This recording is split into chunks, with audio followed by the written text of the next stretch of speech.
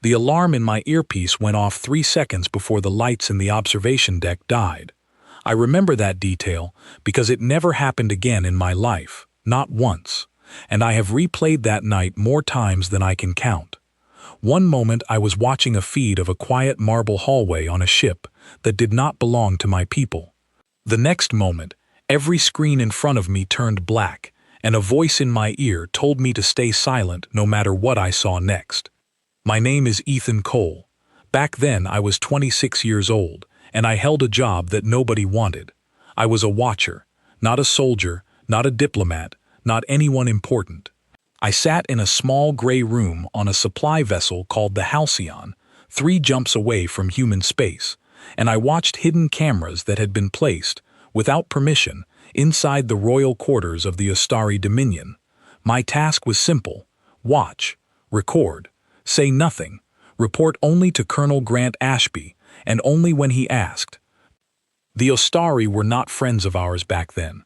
They were not enemies either. We were something more fragile than both, a species they tolerated because we were useful and small and, in their eyes, harmless. Their empire stretched across more stars than we could count, and their royal court was famous for 2 things: beauty and betrayal. Every year, it seemed, another noble house tried to remove another member of the ruling family. That week, the target was the princess. Her name was Illyra Voss, and she was 19 years old. I had watched her for 6 days before that night. I knew her schedule better than I knew my own. She woke early, she trained with a blade instructor who never smiled, she sat through council meetings where grown men twice her age spoke over her, and every night, before she slept, she stood alone at the window of her chamber and looked out at the stars for exactly 11 minutes. I know it was 11 minutes because I timed it out of boredom, the first few nights. By the 6th night, I was not bored anymore. I was just watching a girl who did not know anyone was watching her, and feeling something I was not supposed to feel, which was sympathy. Then came the blackout. The colonel's voice crackled through my earpiece, tight and fast. He told me the internal Ostari security grid had gone dark across the entire royal wing, and that our hidden cameras were running on a separate power cell, which meant we were the only eyes still open in that part of the ship. He told me to record everything and transmit nothing, because any signal we sent during a security blackout could be traced back to us, and if the Ostari found out humans had been spying on their royal family, it would end whatever fragile peace we had. So I watched, and I said nothing, and I have carried what I saw for 11 years. The chamber door on my screen opened without anyone touching it. That was the first wrong thing. The second wrong thing was the number of guards missing from the corridor, 4 where there should have been 8. The princess was already awake when the door opened, standing at her window exactly where she stood every night, and she turned before the intruder even stepped inside, as if she had been expecting this for a long time. I will not pretend I understood everything I saw that night. The footage was silent, since the audio pickup had failed along with the main power grid, and I was left reading lips and body language through a static-filled feed that flickered every few seconds. What I understood was this. A man in dark formal robes entered her chamber carrying no weapon that I could see, and he did not attack her. He spoke to her. She answered him, calm, standing straight, her hands folded in front of her the way she always stood during council meetings when she wanted to look older than she was. Then she did something that had nothing to do with politics or danger. She reached up and removed a small pin from her collar, a piece of jewelry I had seen her wear every single day, and she placed it in his hand. He looked at it for a long moment. Then he left the way he came, and 30 seconds later the lights returned, and the guards outside her door acted as if nothing had happened at all. I sat in that gray little room with my heart pounding and no idea what I had just witnessed. It did not look like a rescue. It did not look like an attack. It looked like a conversation between 2 people who understood something about each other that no one else in that palace was allowed to know. Colonel Ashby wanted a full report by morning. Every unusual second, he told me, every face, every gesture, every second of that blackout. I gave him almost everything. I described the missing guards. I described the timing of the power failure. I described the man's robes and his height, and the shape of the emblem stitched into his collar. What I did not describe, what I left out entirely, was the pin. I do not fully know why I did it. Maybe because it felt like the one private thing she had left in a life where everyone watched her every move, including me. Maybe because some part of me, some foolish 26-year-old part of me, decided that whatever that moment meant to her, it was not mine to hand over to men who would only use it as a weapon. I told myself it did not matter. I told myself it was a small detail, a piece of jewelry, nothing that could possibly change the outcome of anything. I was wrong about that, but it would take 11 years for me to find out how wrong. The mission ended 2 weeks later. The coup attempt against the princess, whatever it truly was, seemed to fade into nothing. No arrests were announced. No scandal reached the public channels of the Ostari court. Colonel Ashby moved on to other assignments, and eventually so did I. Humanity's watchers were pulled back from Ostari space not long after, as diplomatic relations shifted and new agreements made that kind of surveillance unnecessary, or so we were told. I left the service within the year. I told myself I was done with all of it, the watching, the secrets, the gray little rooms. I built an ordinary life after that. I worked in cargo logistics on a mid-sized trade station near the edge of human territory, the kind of job where nobody asks you what you used to do, and I was glad for that. I did not think about the princess every day. I want to be honest about that, because it would be easy to say I thought about her constantly, and that would not be true. Years passed. I had an apartment with a window that did not look out on stars, just the gray hull of the next docking ring over, and some nights I stood at that window anyway, out of habit, and did not know why. But I never forgot the pin. Every so often, usually late at night when sleep would not come, I found myself thinking about that small piece of jewelry, wondering what it meant, wondering who the man in the dark robes had been, wondering what happened to him after he left her chamber. I searched Ostari news channels sometimes, in the quiet hours, looking for any mention of a scandal involving the young princess. I never found one. Whatever had happened that night stayed buried, the same way I had buried it in my own report. I told myself, more than once, that it was none of my business. That I had made the right call by staying silent, both to my commander and to myself, and that the wisest thing I could do was forget the entire assignment had ever happened. For years, that worked. I built a quiet life out of forgetting. Then, 11 years later, the Ostari Dominion fell into a different kind of silence, the dangerous kind, the kind that comes before something breaks. Trade routes between our people and theirs began closing one by one. Old agreements were quietly abandoned. There were reports of border skirmishes near neutral space, and then reports that stopped altogether, which was somehow worse. The peace I had helped protect with my silence 11 years earlier was falling apart, piece by piece, and nobody in human command seemed to know exactly why. And one evening, while I was sitting alone in my apartment with a half-finished meal in front of me, a message arrived on a channel I had not used in over a decade. It did not come through official diplomatic lines. It did not come through anything registered to the trade station where I worked. It came through a private frequency that only one person in my old life had ever known, and it was addressed to me by my full name, followed by a single line that stopped my heart in my chest. The Queen remembers the Watcher in the gray room, and she requires his presence. I sat there for a long time after reading it, my food going cold, my hands not quite steady. Illyra Voss was queen now. I knew that much from public reports, the same way everyone in human space knew it, though I had never let myself think too hard about what that meant. The message gave no explanation, no threat, no promise. It gave me a location, a time, and a warning that any refusal would be noted. I remember standing at my window that night, looking out at the gray hull of the docking ring, and thinking about a girl who used to stand at her own window for exactly 11 minutes every evening, looking at stars I could not see. I thought about the pin she placed in a stranger's hand. I thought about the report I never finished telling the truth in, and the peace between two peoples that was now cracking apart for reasons no one seemed able to name. I did not know, standing there, that the answer to that question had been sitting inside my silence for 11 years. I did not know that the small detail I left out of my report, the one piece of jewelry I decided was not mine to give away, was about to matter more than anything else I had ever seen in that gray little room. I only knew that I had been asked a question by a queen who did not forget, and that somewhere out among those unfamiliar stars an answer was waiting for me that I was not sure I was ready to give. I packed a single bag that night. I did not sleep, and when morning came, I walked toward a ship I had not expected to board again for the rest of my life, carrying a secret I had kept from everyone, including myself, for 11 long years. The ship that came for me was not what I expected. I had pictured something official, something marked with human government colors, an escort that would make the whole affair feel like a proper diplomatic errand instead of whatever it actually was.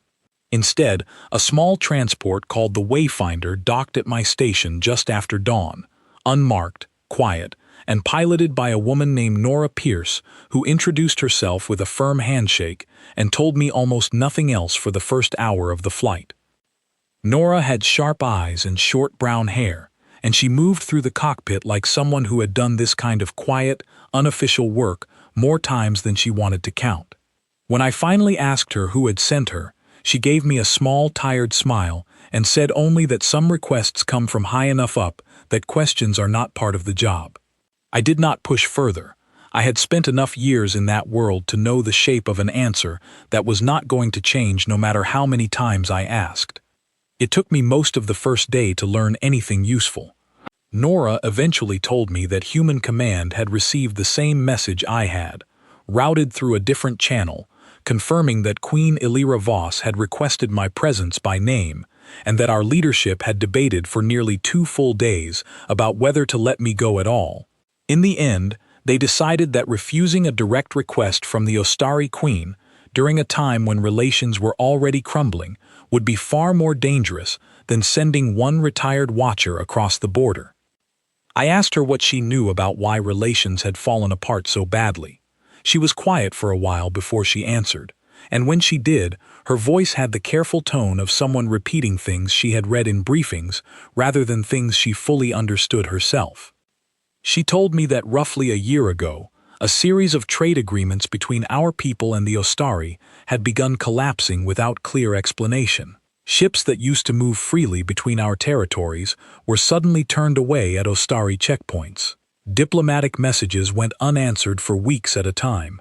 And then, 6 months ago, an incident near a neutral trading post left several ships damaged on both sides, an incident that neither government would fully explain to the public. Since then, both sides had been pulling back into their own territory, arming their border stations, and preparing, quietly, for the possibility that talking might not be enough anymore.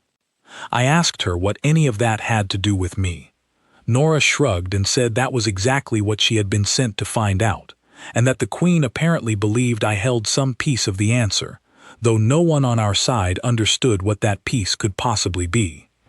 I did not tell her about the pin. I do not know why I kept it from her too, except that 11 years of silence is a hard habit to break in a single day, and some part of me still believed, foolishly, that it could not possibly matter this much.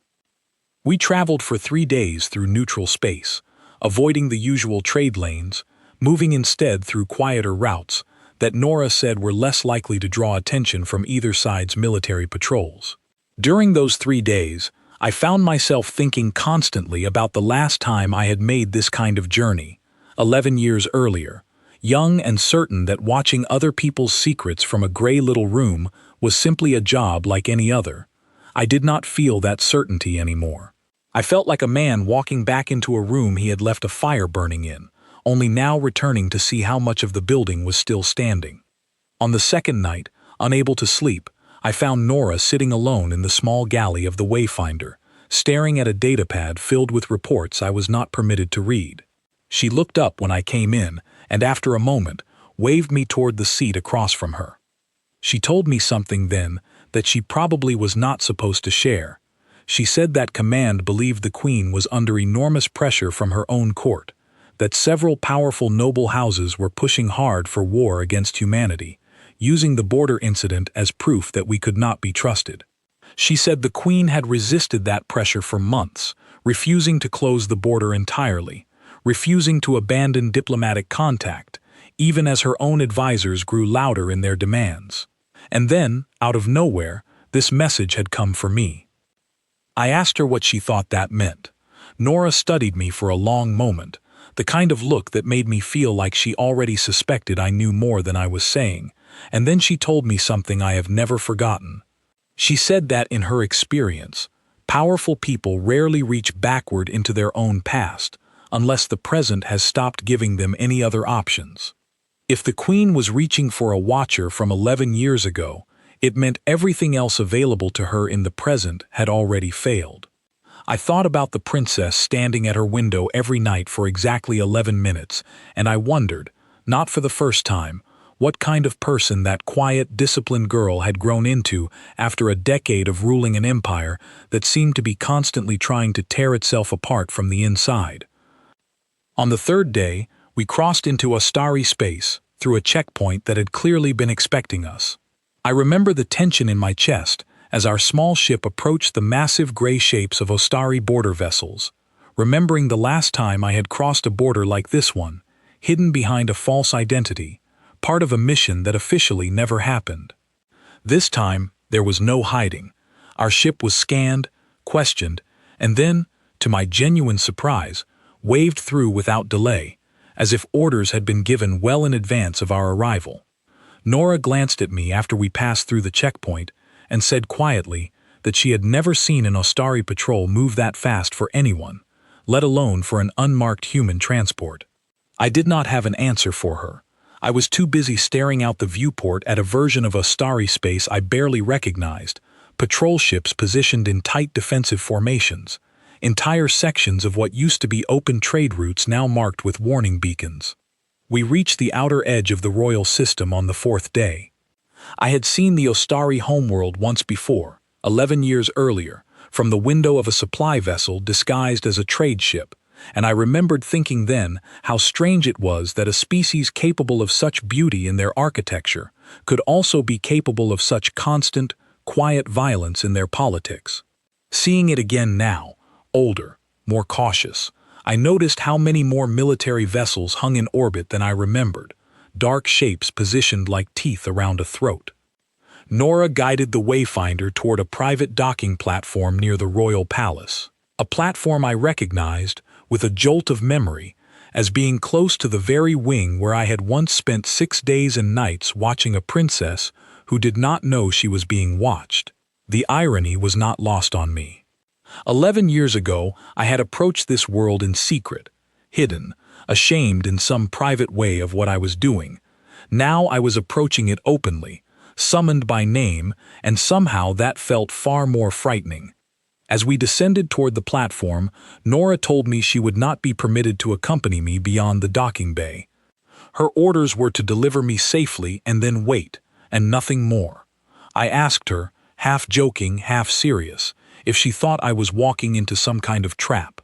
She looked at me for a long moment before answering, and when she did, her voice had lost all trace of humor.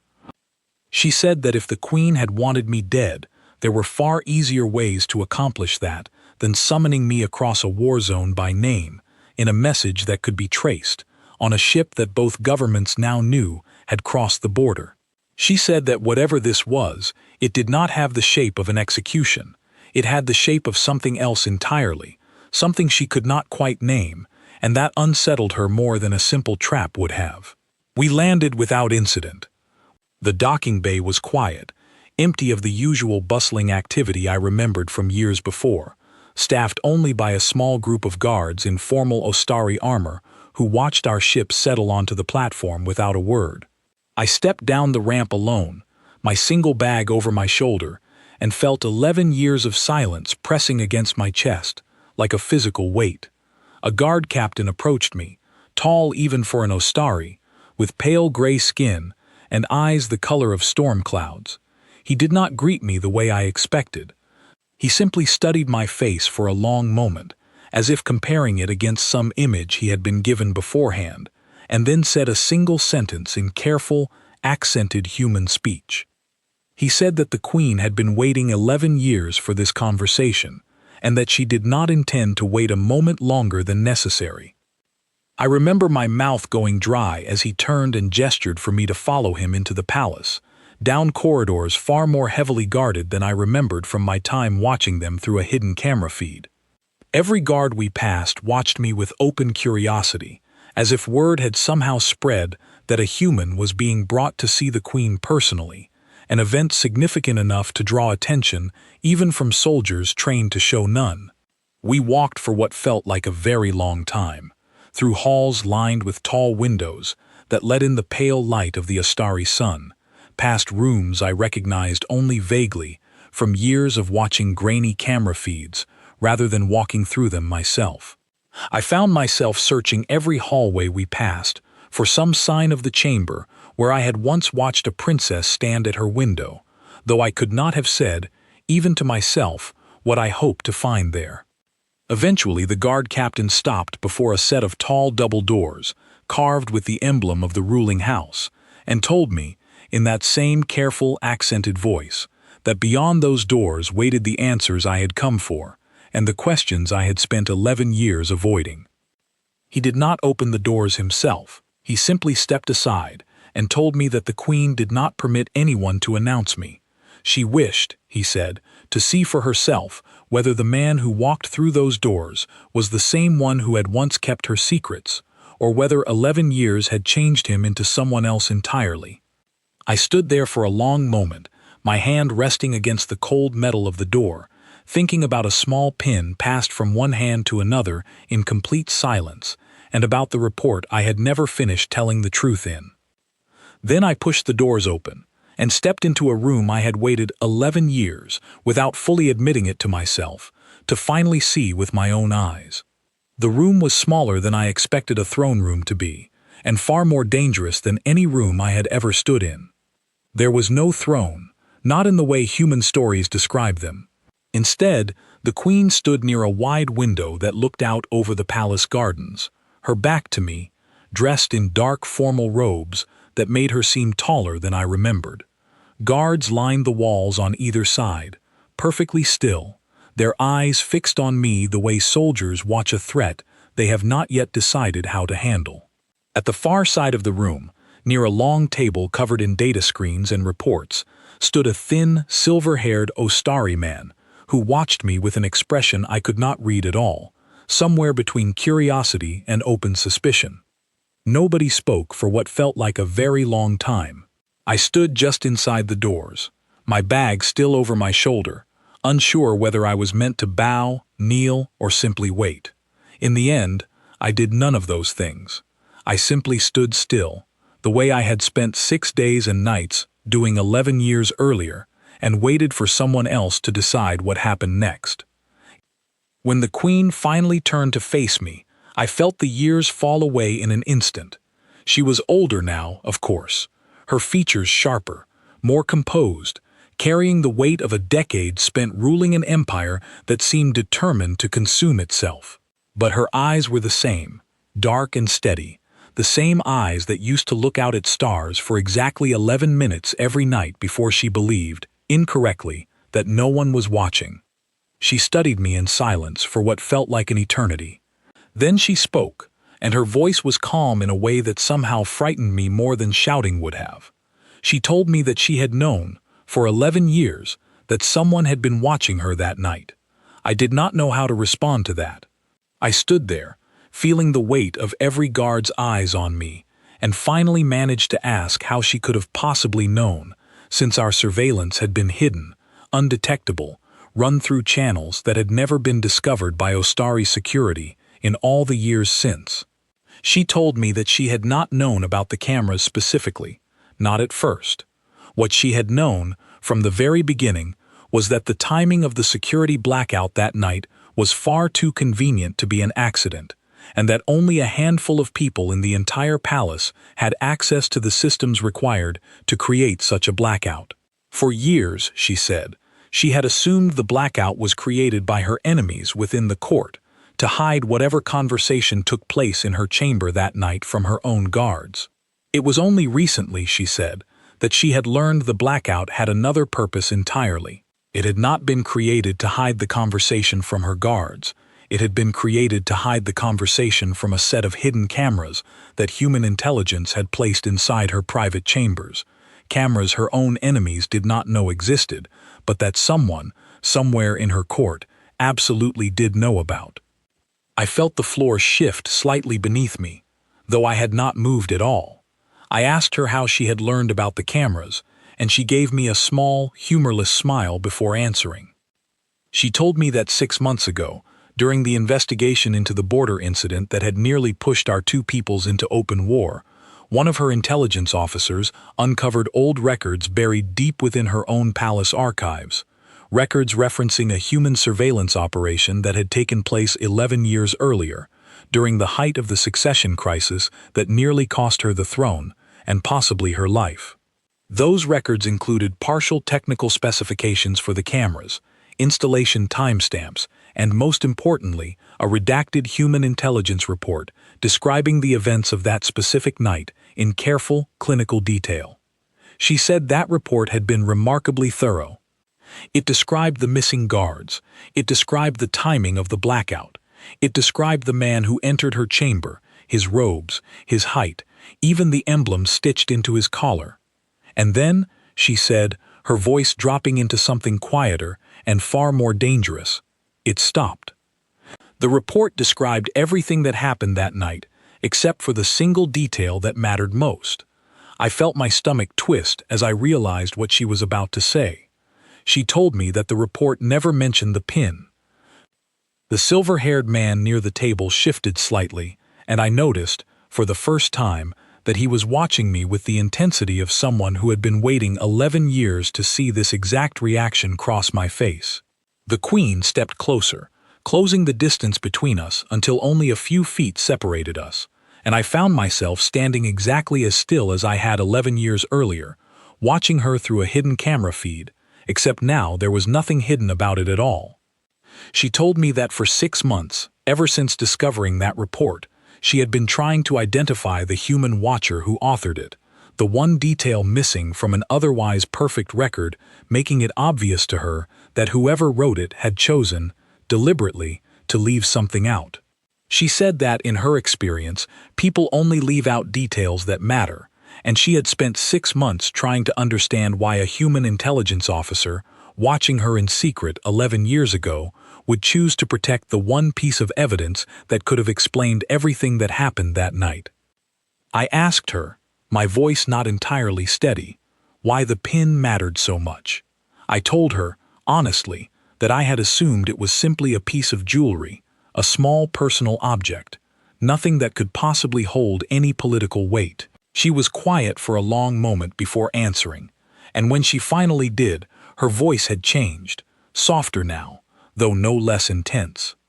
She told me that the pin had belonged to her mother, the previous queen, who had died under circumstances that were never fully explained to the public, several years before the night I watched through a hidden camera.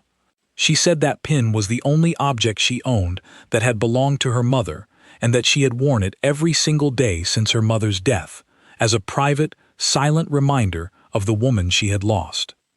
The man who entered her chamber that night, she said, had come to warn her of a conspiracy forming against her within the court, a conspiracy led by nobles who believed she was too young, too untested, to hold the throne through the succession crisis that was already tearing the empire apart. He had discovered the plot through his own network of contacts, and he had risked his life to warn her directly, rather than through official channels that he did not trust. In exchange for that warning, she told me, she had given him her mother's pin, not as payment but as a promise. A promise that if his warning proved true, and it saved her life and her throne, she would remember what he had done for her, and she would protect him from whatever consequences followed, no matter what. His warning had proven true. Within weeks, the conspiracy he described was exposed and dismantled, though never publicly, since revealing it would have shown the entire empire how close its young queen had come to losing everything. The man who warned her disappeared from public life shortly afterward, retreating into quiet obscurity, protected exactly as she had promised. I asked her, carefully, why any of this mattered now, 11 years later, during a crisis that seemed to have nothing to do with an old conspiracy that had already been resolved. She looked at me for a long moment, and something in her expression made my chest tighten before she even spoke. She told me that 6 months ago, during the investigation into the border incident with humanity, her intelligence officers discovered something deeply troubling. The border incident, the one that had pushed our two peoples to the edge of war, had not been an accident, and it had not been caused by humanity at all. It had been engineered, deliberately, by someone within her own court, someone using forged human communications and manipulated sensor data to make it appear as though human forces had fired first. She said her investigators had traced the forged communications back through a chain of encrypted channels that led, eventually, to a private network controlled by one of the most powerful and trusted advisors in her entire court, a man who had served her family for decades, a man everyone believed to be one of her most loyal supporters. The silver-haired man near the table finally spoke for the first time since I had entered the room, his voice quiet but firm, and he told me that the identity of that advisor could not be confirmed through technical evidence alone, since the forged communications had been designed carefully enough to implicate several possible suspects. What they needed, he said, was a witness who could independently confirm the identity of the man who had visited the princess's chamber 11 years ago, the same man who had warned her of the earlier conspiracy, because their investigation had recently uncovered evidence suggesting that same man might be connected, in ways not yet fully understood, to the current crisis threatening to destroy the peace between our two peoples. I felt the weight of 11 years of silence pressing down on me all at once. I asked the queen, my voice barely steady, whether she believed the man who warned her that night, the same man she had protected for over a decade, could somehow be responsible for the border incident that was now pushing us toward war. She told me she did not know. That was precisely the problem. The forged evidence pointed toward several possible suspects within her court, all of them men who had access to the necessary systems, all of them men with plausible motives. But only one detail could narrow that list down to a single name, a detail no official record possessed, because I had chosen, 11 years ago, to leave it out. The emblem stitched into the collar of the man's robes. I remembered it instantly, the way I remembered everything about that night, a small crescent shape stitched in silver thread, distinct enough that I had noted it carefully in my original observations, distinct enough that I could describe it in perfect detail even now, 11 years later. The silver-haired man stepped forward and placed a small data pad on the table in front of me, displaying a row of formal Ostari emblems, each one belonging to a different noble house within the current court. He told me that if I could identify the correct emblem among these choices, it would confirm, beyond any reasonable doubt, the identity of the man who visited the princess's chamber 11 years ago, and it would tell them whether that same man now sat among the queen's most trusted advisors, quietly working to destroy the very peace he once risked his life to protect her within. I looked at the row of emblems on the screen, my hands trembling slightly, aware that whatever answer I gave in the next few moments would either save the fragile peace between our two peoples or confirm that it had already been broken beyond any hope of repair. The queen watched me with an intensity that reminded me, suddenly and powerfully, of the young princess standing at her window 11 years ago, disciplined, composed, and carrying far more weight than anyone around her seemed to understand. She told me, quietly, that she needed the truth now more than she had ever needed anything in her entire life, and that whatever I said next would determine not only the fate of her closest advisor, but possibly the fate of both our peoples. I looked down at the emblems on the screen, and my eyes found the one I recognized immediately, the small crescent shape stitched in silver thread, unmistakable even after 11 years. I pointed to it, and told her the name of the house it belonged to. The room went completely silent. The silver-haired man's face went pale, and the queen, for the first time since I had entered that room, closed her eyes and let out a slow, unsteady breath, as if she had been holding it for the entire 11 years since that night. She told me, quietly, that the emblem belonged to the house of Chancellor Aldrich Venn, her most senior advisor, the man who sat at her right hand during every council meeting, the man who had helped guide her through 11 years of rule, the man she had trusted more than almost anyone else in her entire court. Nobody in the room moved for several long seconds after I spoke the name. Chancellor Aldrich Venn. I watched the Queen's face carefully as she absorbed what I had just told her, and I saw something pass behind her eyes that looked less like shock and more like a confirmation of a fear she had already been carrying, quietly, for longer than she wanted to admit. The silver-haired man near the table finally broke the silence, asking me to describe, in as much detail as I could remember, everything about the emblem, the robes, and the man's appearance that night, so that his identification could be recorded as formal testimony. I told them everything I remembered, and 11 years of memory came back to me with a clarity that surprised even myself. I described the height of the man, taller than average even for an Ostari. I described the way he had stood perfectly still while speaking to the young princess, his hands folded behind his back, in a posture I now recognized, having seen recordings of Chancellor Venn during council sessions over the years, as a habit unique to him. I described the careful, measured way he had reached out to accept the pin from her hand, as though he understood exactly how much it meant to her and had chosen his words that night with enormous care. The Queen listened to all of it without interrupting, her expression unreadable, though I noticed her hands had curled slightly at her sides. The only visible sign of the storm I suspected was building underneath her calm exterior. When I finished, she was quiet for a long moment before she spoke again, and what she said surprised me. She told me that Chancellor Venn had been the one who came to her that night 11 years ago, and she had never doubted, until 6 months ago, that his warning had been genuine and his loyalty absolute. In the years since, he had become one of the most influential voices in her court, guiding her through difficult decisions, standing beside her during moments of crisis, and earning a level of trust that few others in the palace had ever achieved. It was, she said, precisely because of that trust that the forged evidence pointing toward him had seemed impossible to believe, and precisely why she had needed absolute confirmation before acting on it. The silver-haired man, who introduced himself only now as Commander Doran Kessler, the head of her personal intelligence division, explained the rest of what they had discovered. Over the past 6 months, following the border incident, his investigators had traced a pattern of encrypted communications flowing from within the palace to unknown contacts near the contested border region. These communications had been carefully disguised to appear as human military transmissions, designed specifically to convince Ostari Border Command that human forces intended to strike first.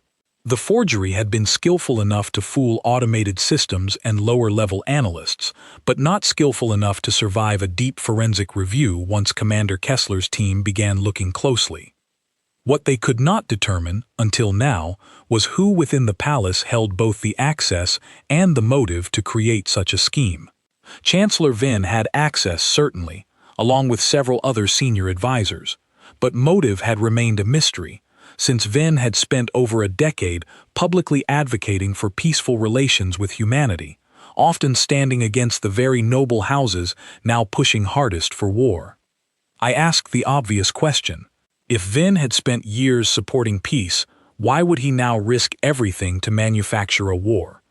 Commander Kessler exchanged a glance with the Queen before answering, and I could tell from the way his jaw tightened that this next piece of information troubled him deeply. He told me that further investigation, conducted quietly over the past several weeks, had uncovered evidence that Chancellor Venn's political position within the court had been weakening steadily over the past 2 years, as younger, more aggressive nobles gained influence and began openly questioning why the empire continued extending patience toward a species many considered beneath them. Venn's authority, once unquestioned, had begun to erode. Commander Kessler believed, though he stressed this remained a theory rather than confirmed fact, that Venn may have calculated that a controlled, limited conflict with humanity, one he could later resolve through his own diplomatic skill, would restore his political standing and prove his continued value to the throne, all while eliminating the voices of the aggressive young nobles who currently threatened his position.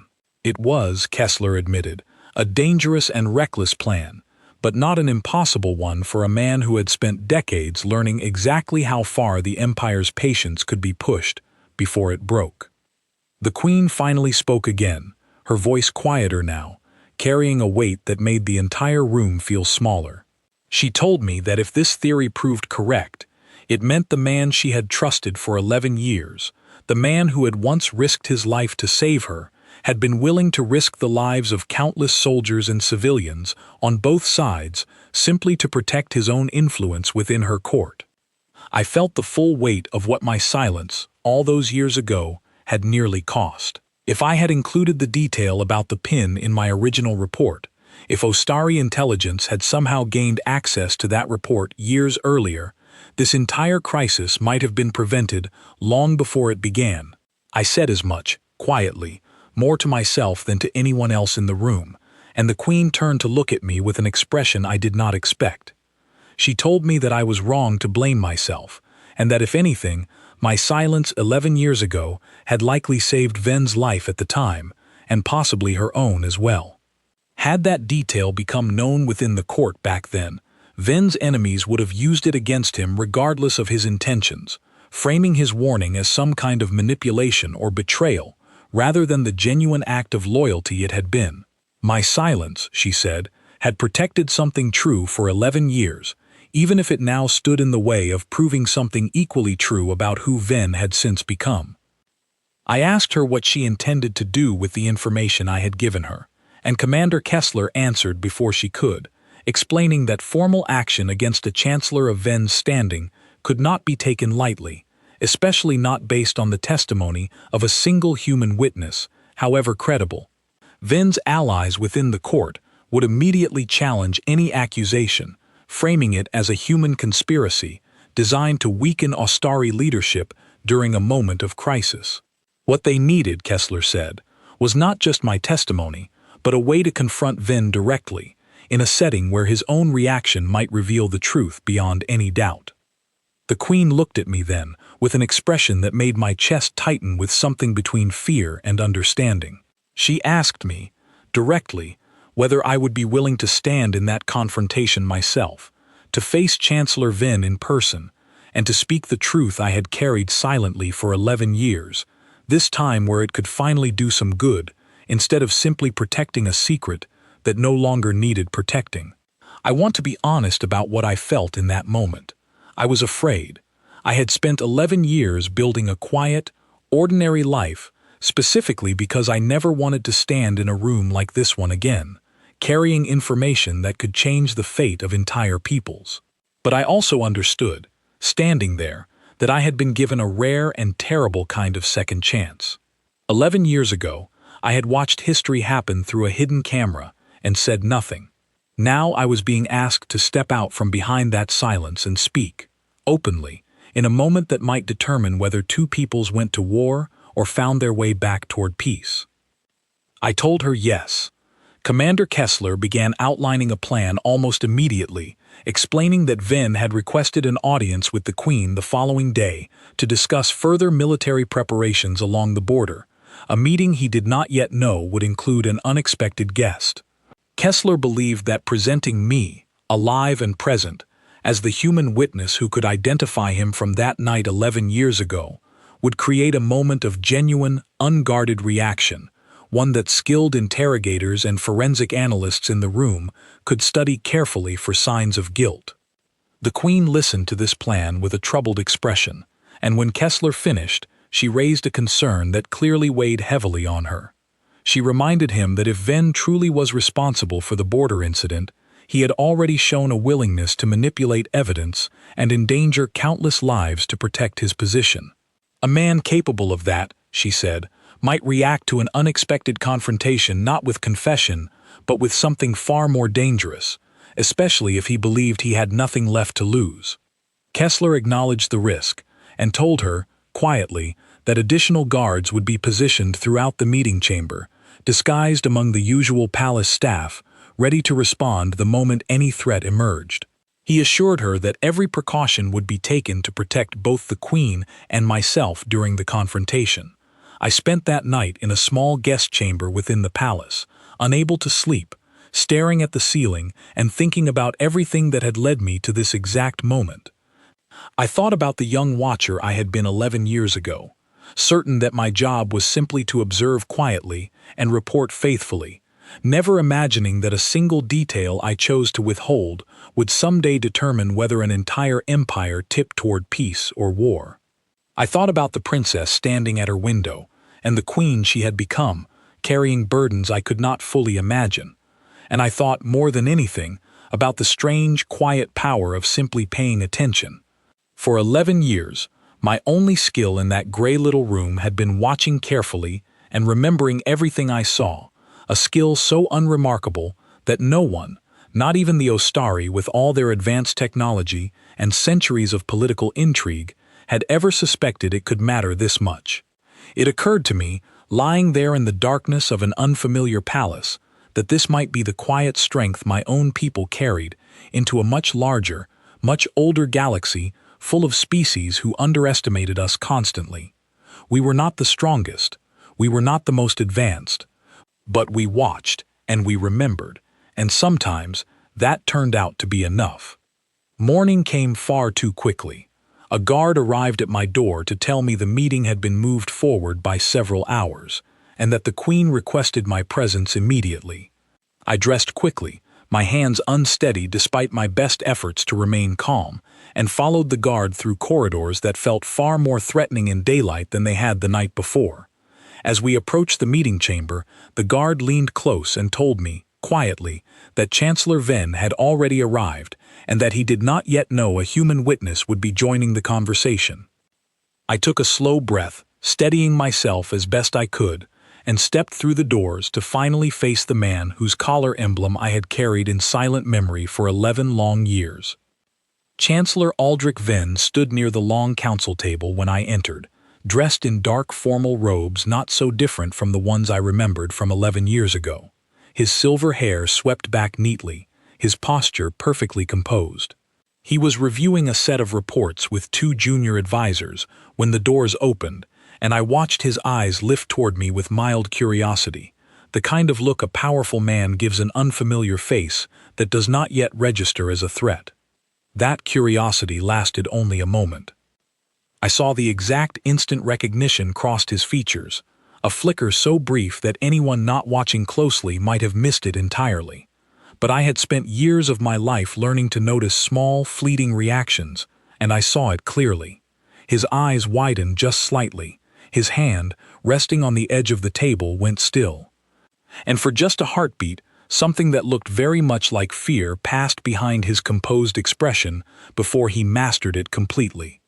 The Queen entered behind me, followed by Commander Kessler and 4 guards who positioned themselves quietly along the walls, close enough to act, far enough to seem like ordinary ceremonial presence.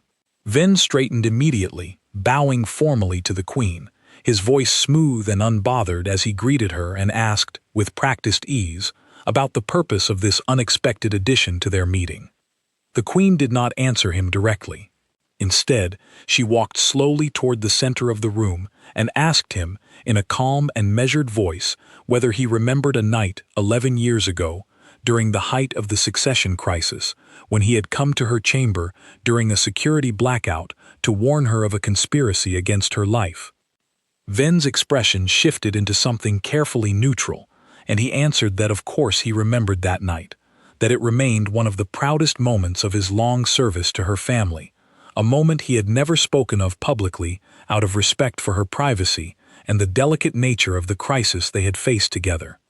The Queen nodded slowly, and then gestured toward me, telling him that I had been the one watching that night, through hidden cameras placed by human intelligence, and that I could describe, in perfect detail, everything I had witnessed, including a detail that had never appeared in any official record until now.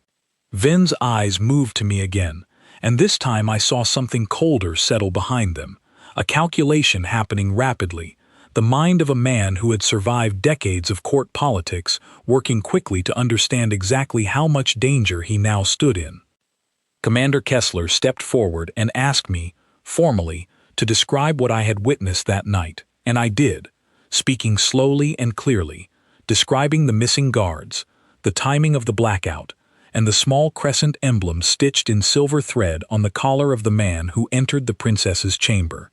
I described the pin and the way it had passed from her hand into his, a promise made in silence between two people who trusted each other completely. When I finished, the room fell into a heavy silence, and every eye turned toward Chancellor Vin, waiting. He was quiet for a long moment, and then, to my surprise, he did not deny it. He told the Queen, his voice steady, despite the tension in the room, that everything I had described was true, that he had indeed come to her that night, and that he had indeed accepted her mother's pin as a token of the trust they had built between them. He said it with something that sounded almost like relief, as though 11 years of carrying that secret alone had finally found release. The Queen's expression did not soften. She told him that this was not the reason I had been brought before him today. She told him about the border incident, about the forged communications, about the 6 months of investigation that had led Commander Kessler's team back to a private network under his control. For the first time since I had entered the room, Ven's composure cracked visibly. He took a step back, his hand gripping the edge of the table, and he began speaking quickly, his voice rising in a way that felt entirely different from the calm, measured tone he had used moments before. He denied any involvement in the border incident, insisting that someone must have used his private network without his knowledge, that he had spent his entire career working toward peace between our two peoples, and that he would never do anything to endanger that peace now. Commander Kessler stepped forward then, and with quiet, careful precision, laid out the evidence his investigators had gathered over the past 6 months. He described the encrypted communications traced back to Ven's private network. He described the timeline showing how the forged human transmissions had been created and distributed in the days leading up to the border incident. He described the political pressure Ven had been facing from younger, more aggressive nobles, pressure that gave him a clear motive to manufacture a crisis he believed he alone could resolve. Ven's denials grew louder and more desperate as Kessler spoke, and I watched the Queen's face carefully throughout, seeing the pain behind her controlled expression as she listened to a man she had trusted for 11 years unravel in front of her. When Kessler finished, the room fell silent again, and the Queen finally spoke, her voice quiet but carrying enormous weight. She asked Ven, directly, whether he had done this. He was silent for a long moment, and I watched something shift in his posture, the fight slowly draining out of him as he seemed to understand, finally, that the evidence against him was too complete to escape. When he spoke again, his voice had lost its earlier desperation, replaced by something quieter and more resigned. He told her that he had never intended for anyone to be harmed. He said he had only meant to create a brief, controlled tension along the border, enough to remind the court of the value of experienced leadership during times of crisis, enough to silence the young nobles who had spent 2 years chipping away at his influence. He said he had planned to resolve the crisis himself, quietly, through his own diplomatic connections, restoring peace, and in doing so, restoring his own position within the court. He said he never imagined the situation would escalate as quickly or as dangerously as it had. The Queen listened to his explanation without interrupting, and when he finished, she was quiet for a long moment before she spoke again. She told him that his years of loyal service and the debt she owed him for saving her life 11 years ago would be remembered and would be weighed carefully in whatever judgment followed. But she told him, too, that loyalty could not excuse what he had done, that he had risked the lives of countless soldiers and civilians on both sides of a border he claimed to have spent his career protecting, and that such a betrayal could not go unanswered, regardless of the debt she owed him. She ordered the guards to take him into custody, and I watched as Chancellor Aldrich Ven, the man who had once saved a young princess's life, in a moment of quiet courage, was led from the room in silence, his shoulders finally bent under the weight of everything he had done. The chamber remained tense and quiet for a long while after he was gone. Commander Kessler began discussing next steps with the Queen, explaining that formal announcements would need to be prepared carefully, framing the resolution of the border incident in a way that restored trust between our two peoples without further destabilizing the court. The Queen listened, nodding occasionally, though I could see the exhaustion behind her composed expression, the weight of having just confronted and lost someone she had trusted for over a decade.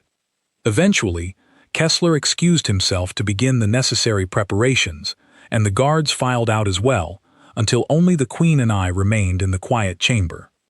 She turned to face me then, and for a long moment neither of us spoke.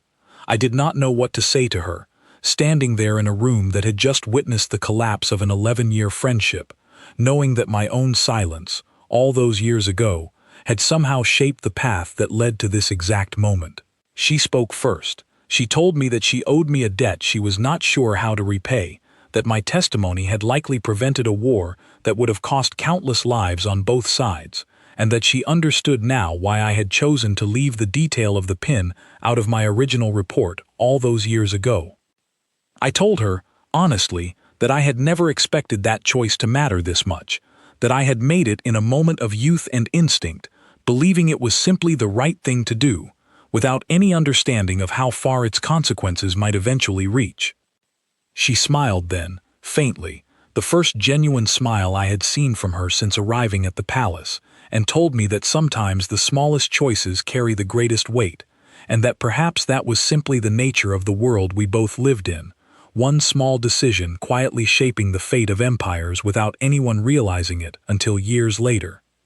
She asked me what I intended to do now, whether I planned to return to my quiet life among the trade stations at the edge of human space, and I found myself, to my own surprise, uncertain how to answer. I told her that I had spent 11 years trying to forget the gray little room where I once watched her through a hidden camera, believing that forgetting was the only way to move forward. But standing there, in that chamber, having just watched the truth I carried for so long finally matter, I was no longer certain forgetting was what I wanted anymore. She told me then that relations between our two peoples would need careful rebuilding in the months ahead, and that she intended to establish something new, an official position bridging human and Ostari intelligence, built on trust rather than secrecy, observation shared openly rather than hidden behind gray walls and silent cameras. She asked me if I would be willing to help build that position, not as a watcher hidden in shadow, but as someone trusted openly by both our peoples. I thought about the 11 years I had spent believing my only skill was silence, and I thought about how that same skill, quiet patience and careful attention, had ultimately saved two empires from a war neither of them wanted. I told her yes. In the months that followed, the peace between our two peoples slowly rebuilt itself, stronger in some ways than it had ever been before, built now on a foundation of shared trust rather than hidden surveillance. Chancellor Ven's fate was handled quietly, with the mercy the Queen had promised, though he never returned to public life again. The young nobles who had pushed so hard for war found their influence quietly diminished, their arguments undermined by the truth of what their ambition had nearly caused. And I found myself, for the first time in over a decade, standing openly in rooms I once could only watch from behind hidden cameras, trusted now not for my silence, but for the simple, quiet skill of paying attention and remembering what I saw. Sometimes, late in the evening, I still thought about the young princess who once stood at her window for exactly 11 minutes every night, believing herself unwatched. I understood now that she had never truly been alone in that moment, not entirely, and that the 11 years of silence between us had, in the end, become something far stronger than either of us could have imagined. It became the foundation of a peace built to last,